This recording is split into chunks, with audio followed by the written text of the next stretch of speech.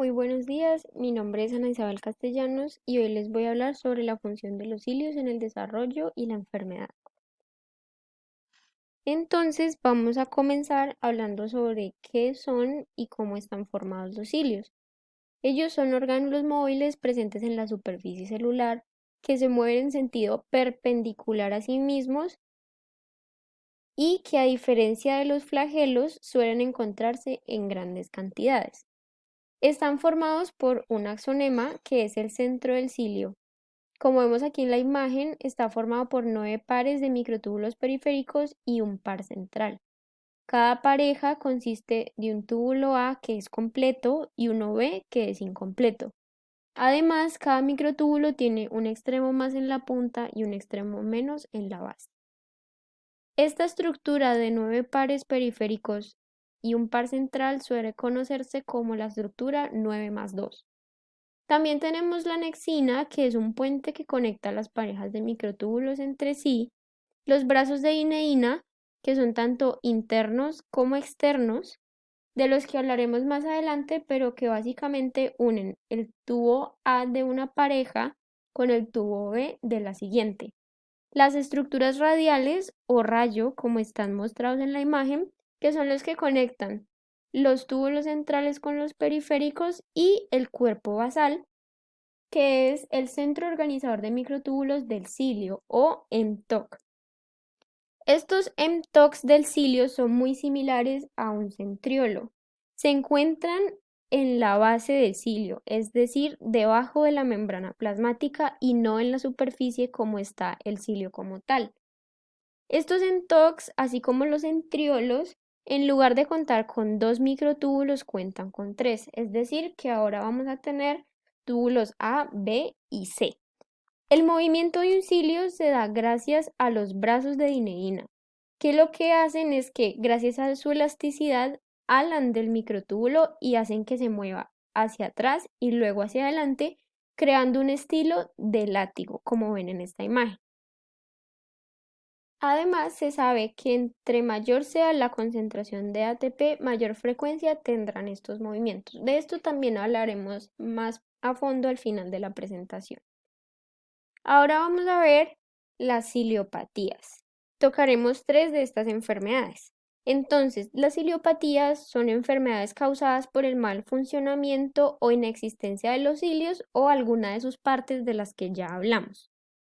Primero, tenemos que comprender que un cilio inmóvil es aquel que no cumple con la estructura 9 más 2, sino que tiene una estructura 9 más 0, es decir, que carece de sus microtúbulos centrales. Entonces, primero vamos a hablar sobre el síndrome de Cartagener. Esta es una enfermedad caracterizada por el situs inversus. ¿Qué es el situs inversus? Es una condición en la que las ubicaciones o posiciones de todos los órganos están invertidas, es decir, que todo lo que normalmente está a la izquierda ahora va a estar a la derecha y todo lo que normalmente esté a la derecha ahora va a estar al lado izquierdo. ¿Pero por qué sucede esto? Resulta que durante la gastrulación hay una estructura denominada no embrionario, que es la que conforma el plan para la estructura corporal básica de cualquier mamífero. Cada una de las células de este nodo embrionario tiene un cilio, que tiene la tarea de hacer que el nodo empiece a rotar en una dirección específica para así posicionar adecuadamente los órganos. Pero cuando estos cilios carecen de sus microtúbulos centrales, lo que hacen es que la rotación no ocurre hacia el lado específico, sino que ocurre aleatoriamente, lo que hace que se inviertan los lugares o las posiciones. Entonces, este síndrome puede afectar de dos maneras. Primero, sabemos que puede generar infecciones respiratorias. ¿Por qué? Porque los cilios en las células epiteliales de nuestro sistema respiratorio lo que hacen es crear una barrera contra las partículas o cualquier tipo de virus que esté en el ambiente y que entre a nuestro organismo. Los cilios lo que hacen es coger toda esa mucosa y arrastrarla lejos de nuestros bronquios, bronquiolos y todo lo demás. Pero cuando una persona tiene síndrome de Cartagener, lo que pasa es que esos cilios no logran cumplir esa función y por esto es que se presentan sinusitis y bronquiectasias. También provoca infertilidad. En las mujeres porque el óvulo no logra recorrer adecuadamente la trompa porque no puede desplazarse. Y en los hombres porque el axonema del espermatozoide carece de algunas de sus estructuras y eso lo convierte en inmóvil. También se sabe que esta infertilidad afecta alrededor del 50% de los hombres con síndrome de Cartagena. Aquí hay un tipo de síntesis de todo lo que les acabo de explicar con las imágenes.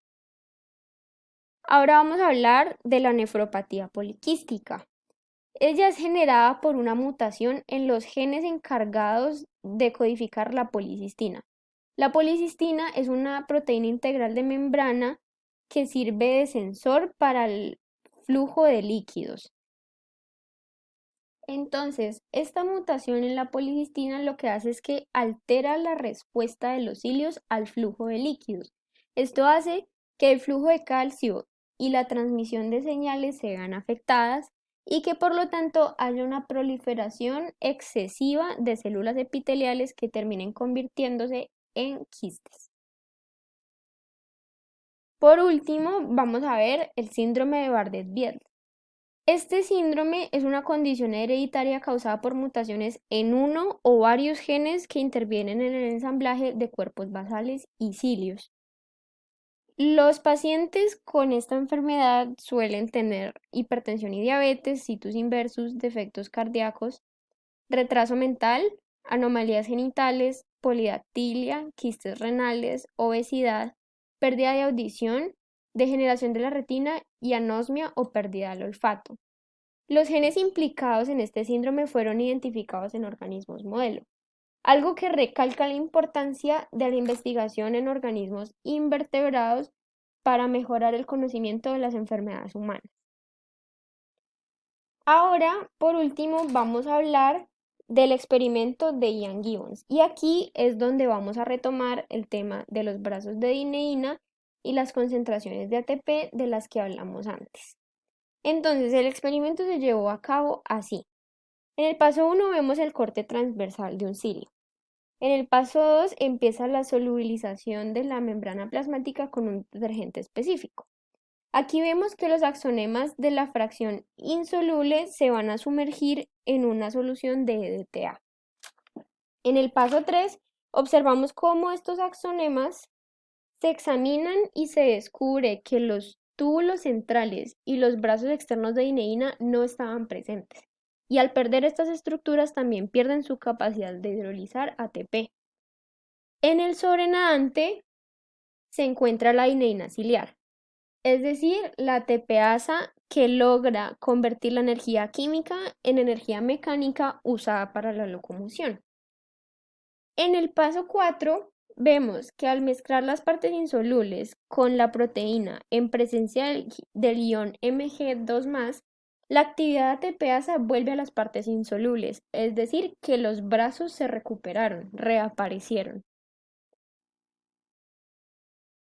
Esto, una vez más, es una muestra de la gran importancia que tienen estos organelos en el buen funcionamiento de nuestro organismo y de por qué es necesaria una gran investigación para entender su manera de trabajar y cómo podemos ayudar a que se eviten las enfermedades causadas por mutaciones con los cilios. Muchas gracias por su atención y si tienen alguna duda, no duden en hacérmelo saber.